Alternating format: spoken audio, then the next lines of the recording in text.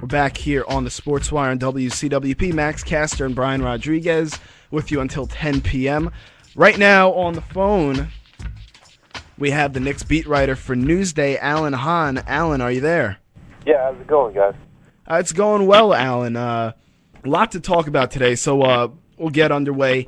How do you rate the Knicks play through the first two games of this week? I think you have to put everything in perspective. I think first and foremost, you're talking about two of the best teams in the league that came in, two teams with winning percentages, over 80%. It's rare that any team in the NBA faces a back-to-back situation, teams of that caliber. So you have to take everything, and obviously the week isn't over yet because they have the Celtics tomorrow, and that's another team with an 80% winning percentage. So, this is, they call it Dream Week. I call it Hell Week. I think it's just a real difficult schedule for any team, no matter who they are, and where the Knicks are right now. It's a major, major challenge. It's going to be tough on their confidence, obviously, because they were really on a good roll. They'd won 8 of 11. They had 3 in a row going into this week, I should say, and it's got to be tough for their confidence. But in saying that, I also think it also shows you that maybe people can't get too caught up in what they've been doing. They got into the 8th spot. They're now definitely in the conversation for the final playoff spot right now. But that's really where it's got to stop when it comes to expectations. I think if they get in, that's an accomplishment in itself. But make no mistake about it, this is not a team that's anywhere near contending for anything more than just getting into the playoffs. Al Harrington, he had a big game last night, but that's been about it with him. Is Al a guy that the rest of the players on the team can rally around? No, he is what he is. That's the thing. The Knicks are lacking that signature player. They have guys that on a nightly basis maybe can fill that role a little bit. A guy like Al Harrington is a perfect example. He's a guy that on a given night can just get hot and put up a lot of points, and he can appear to be the go-to kind of player. But he's really not. He's not consistent enough to be that guy that you can say is the marquee player, is our guy down the stretch. He's just not. But he can have those games that like he did last night, where he keeps them in it because his shooting gets so hot, and he can find ways to score. He's very difficult to guard, when he does have it going, because he can get off some pretty crazy shots. But in saying that, they got him for a number of reasons. Number one, they figured he'd be a good stopgap, but also his contract. And there's a lot of guys on this team that are here mainly because of their contract, or a lot of guys that are still here, but yet they want to move because of contract. Guys, I tell anybody who follows the Knicks right now, and they get really excited about hey, they're in the 8th spot, they're in the 9th spot, they're in the 10th spot. Do you think they can make the playoffs? I said that'd be great, but don't fall them up too much with this team. This really isn't the group that you're going to really want to get excited about and talk about, because that team, we don't know what that team is yet, because a little over a year from now, that team will start to get built again. This is still the stages of dismantling all the moves that Isaiah made and rebuilding a team that can be a championship contender.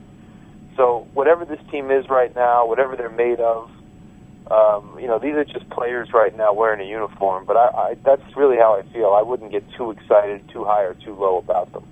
I've been excited about one player, and I know so has Max. We were just going over how most of the Knicks don't really feel like Knicks. The only Knick that we feel like is a Knick is David Lee. What are the chances of him being traded? How are the trade talks going with David Lee? 0. I don't think he's going to get traded at the deadline, and I think they're going to try to re-sign him.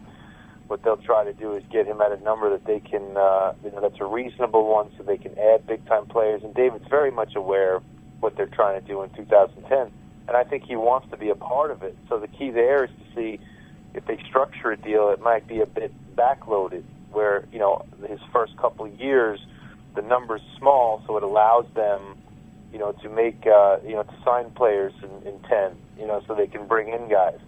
And I think that's the important thing that David wants to do for the franchise. I think, that's something that's going to be interesting to watch when they get back to talking again, which they can't do, obviously, till after the season, after the finals are over. So it'll be a long time before we can really get into what kind of contract they're going to get. But I don't think David Lee is going anywhere. I think the way he's played over the last 2 months has really kind of proven that he definitely can be a guy to build with. And, you just got to be impressed with the numbers he's put up on a nightly basis playing out of position. Yahoo had a report today saying that the Suns are possibly shopping Amari Stoudemire along with the rest of their team. Amari could be shipped to the Knicks. Are there any chances of this happening? Absolutely false. There's no way. There's no way I see the Knicks getting Amari Stoudemire. I just don't see it. Mike D'Antoni has dealt with Amari before. If they can get Amari and get rid of contracts, that's the way it would be. I just don't see them. First of all, the Knicks have nothing that the Suns would want to begin with. So, that kind of scenario just goes out the window like that because you'd have to match his salary, which the Knicks couldn't do with their players, unless you're giving back players. It's one of those scenarios that I think is very far-fetched because, number one, it's a difficult trade for the Knicks to make because, again, they have to, the Suns, there's nothing that the Suns want off the Knicks roster, all right, unless you're talking about David Lee. And I'd be shocked if the Knicks would give up in any kind of package David Lee in that kind of scenario. But, again, I know that D'Antoni and his staff has dealt with Amari before in Phoenix. They know what he's about. He's certainly not the great defensive player that he thinks he is.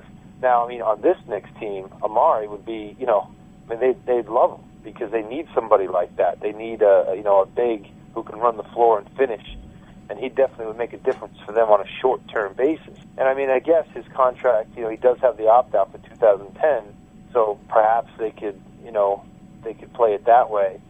But to me, that would be a shocking scenario if you ask me. From the information I have and the things I know about it, I just I can't imagine something like that happening.